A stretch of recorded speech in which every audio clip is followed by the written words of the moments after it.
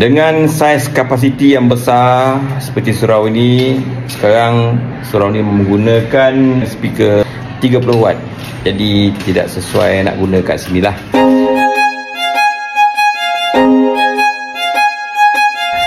Hari ini 2 Ramadan. Buat kerja dekat Surau Al-Mardiah, Taman Desa Kundang, Terawang, Selangor. Dalam keadaan berpuasa sekalipun, dengan keadaan perut kosong sekalipun, kerja tetap kerja. Ini dia equipment yang sedia ada. Jadi kita akan upgrade main rack system ni kepada equipment yang baru untuk kegunaan surau ni. Jadi ruang surau ni yang besar dengan ada tingkat atas lagi. Jadi kita tukar dan upgrade speaker yang sesuai digunakan untuk Surau Al-Mardiah ini.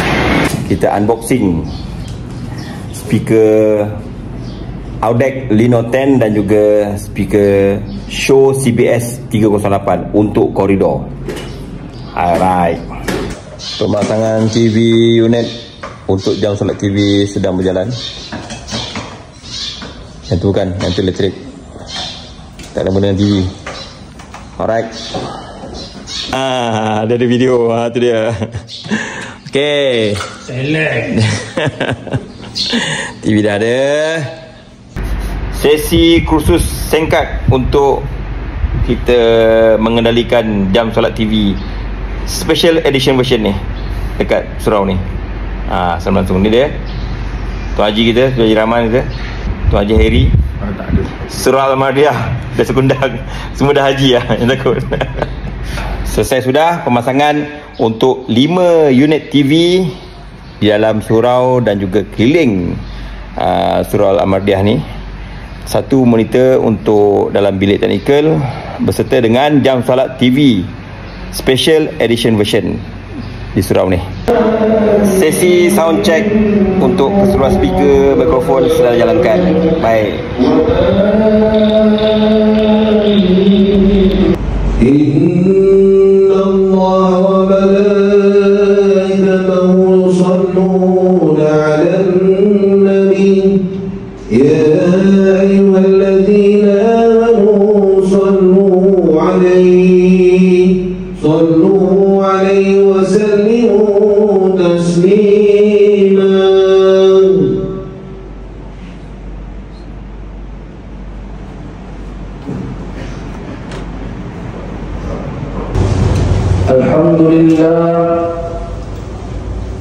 Alhamdulillahil qail wa aqimus salata wa atuz zakata wa ma tuqaddimu li anfusikum min khairin tajiduhu 'inda Allah inna Allaha bima ta'maluna basir. Asyhadu an la ilaha illallah wahdahu la syarika lahu wa asyhadu anna sayyidana Muhammadan 'abduhu wa rasuluhu. Allahumma shalli wa sallim wa barik 'ala sayyidina Muhammad wa 'ala alihi wa sahbihi ajma'in. Amma ba'd. Fa ya ayyuhal muslimun ittaqullah usikum wa iyaya bitaqwallah faqad fazal muttaqun. Alhamdulillah kita selesaikan rack system, gunakan digital mixer, dah tukar power amp baru. Kita dah set upkan, dah settingkan speaker keseluruhan, bermula daripada speaker mihrab sampai ke speaker ruang utama solat, di ruang muslimah, di speaker koridor dan juga di speaker tower. Kemudian kita dah tukar sistem mic dan kita dah buat switch all out semua. Kita dah cuba, dah test pada Jumaat tadi. Syukur, alhamdulillah semuanya selesai. Terima kasih kepada mereka yang telah mempercayai tugasan kami. Abar Business and Services. Semoga jumpa lagi di masa akan datang, insya-Allah.